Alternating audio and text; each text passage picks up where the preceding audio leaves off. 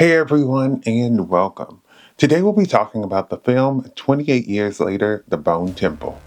Fun fact, Jimmy Crystal is styled after the real-life monster Jimmy Savile, who was a popular English personality and DJ who was known for being eccentric and was later to be found a predatory sex offender.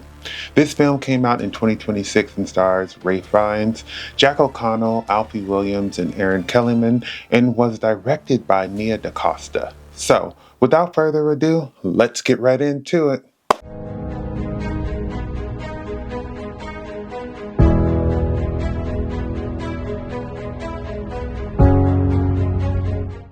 Bone Temple follows two stories during the zombie apocalypse. A group of Satanists that has taken in Spike, as seen at the end of the last film, who believes they need to kill people to send them to Satan, and that the virus is because of him. The other story sees Dr. Kelson trying to befriend an alpha and in the process learning that the virus may have a cure and tries to see what could be the cause.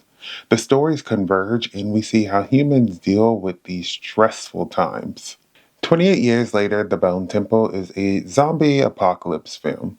It has similar vibes to 28 Years Later, All of Us Are Dead, or Midnight Mass. The Bone Temple picks up right where 28 years later ended, with Spike being saved by the Jimmies who he thought would protect him, but he soon finds out they are crazy.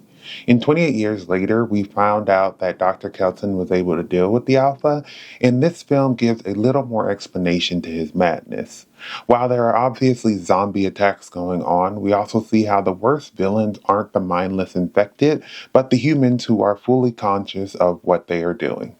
Ray Fiennes is unshockingly great as this very weird and eccentric doctor who I understood was helpful but questioned what his end goal was, which we do learn is to find a cure. He spends most of his time with Samson, played by Chi Lewis Perry, who also gave a great performance of the zombie finding his humanity again. This doctor did something that is not seen in many zombie properties, which is thinking about how to cure these zombies and not just being in a constant state of survival. I think it's great to see that, yes, so much has changed and people with knowledge of how this started are probably dead, but the books aren't, and you can at least try to teach yourself and experiment to find a potential cure. That's my general issue with zombie movies and shows because if you have a sequel or many TV seasons of people just trying to survive, then it makes me question what's the point of surviving and why nobody has attempted to find a cure.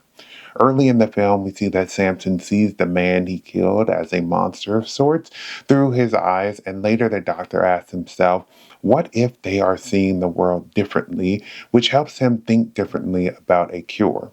I love how this film further sets a path forward, which I think is hinted at in the last film with Isla and her mental issues, and has him looking at things differently. His storyline and getting this cure to work have me interested to see how they will handle that in the future and try to make it more widespread since he died saving Spike. Jimmy was a maniac played by Jack O'Connell who thought he was the son of Satan. I'm going to be honest, when he said Old Nick, I thought he meant Santa Claus, not Satan.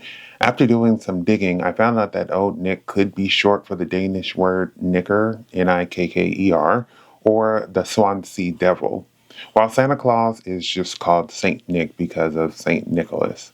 Jimmy gives people a chance to join his crew, but they have to fight someone currently in the crew and kill them. And the people in his crew kills, you know, people in some of the worst ways. He is a cult leader who thinks he is above everyone else and in line to be some great deity when he's just a man who's good at manipulating people who aren't mentally well.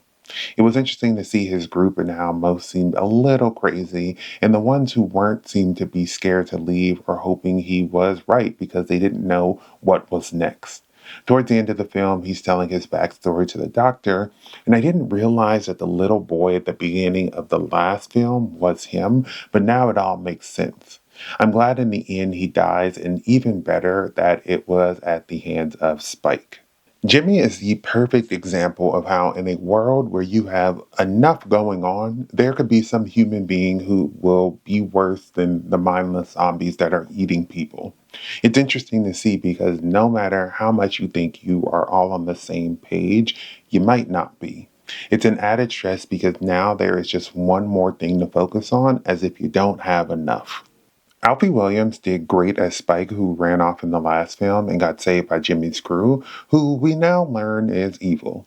In the film, he realizes he should have gotten involved with someone else, not them, after he is forced to kill someone, and they attempt to get him to watch them as they skin a family alive. He did a good job of showing the horrors of being with the crew, but trying to escape and not knowing whom to trust. He's not the best person to be alone because he's so young still, but I'm happy that Jimmy Inc., aka Kelly, looks out for him. I love how he was instrumental in taking out the cult leader, Jimmy, and he shows the innocence that some people have and how his goal was survival while the other's goal was murder. The way the virus spreads in this film makes so much sense compared to other zombie things I've seen. If the blood gets into any crevice that can get into your internal systems, you will be infected, and it happens fast. I love this because getting infected in a cut and getting infected blood in your eye or mouth should have the same effect. It does here in this movie franchise, but in others, sometimes it does not.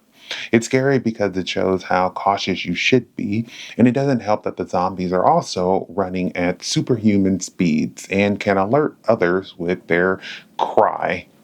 At the end of the film, we get a little surprise, which is Cillian Murphy returning as Jim and raising his daughter.